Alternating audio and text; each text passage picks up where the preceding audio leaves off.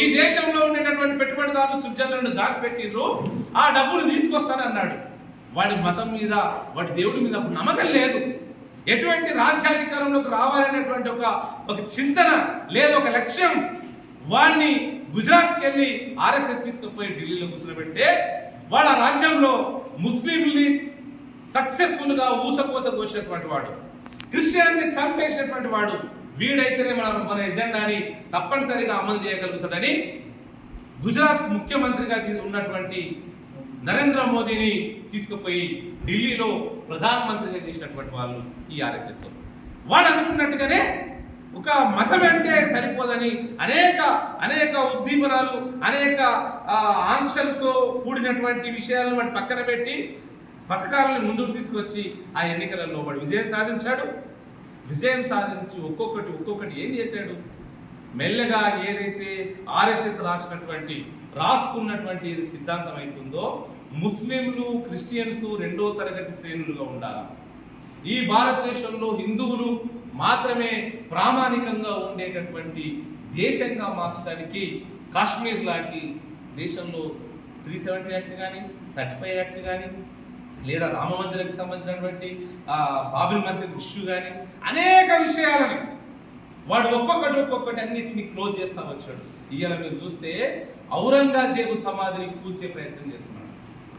రాముడు అయిపోయిండు, కాశ్మీర్ అయిపోయింది, యుద్ధం అయిపోయింది, వాడికి కావాల్సినటువంటి లక్ష్యం ఇంకా నెరవేరలేదు కాబట్టి వాడు ఔరంగజేబును ముందుకు తీసుకోవడానికి ముందుకొచ్చాడు.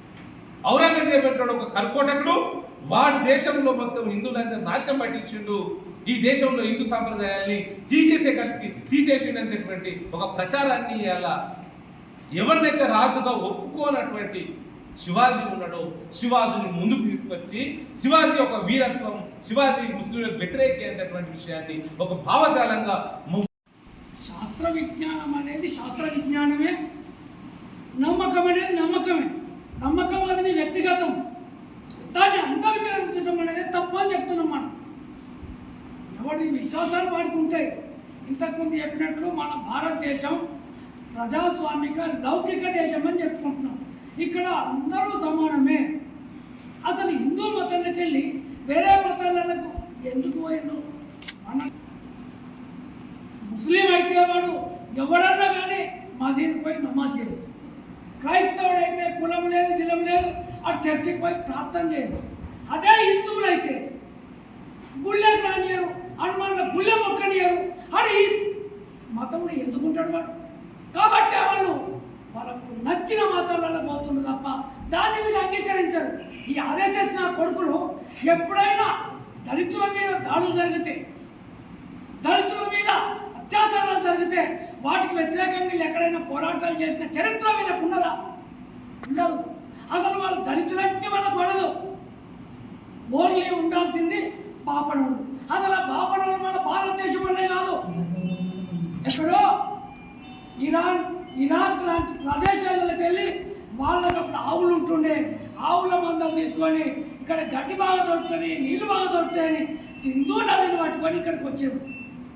ఇక్కడ మనం ప్రధానంగా గ్రామీణ ప్రాంతాలకు పోతే రెండు ఉంటాయి మనకు. ఒకటి అడ్డం బొట్టు, రెండు పొడుగు.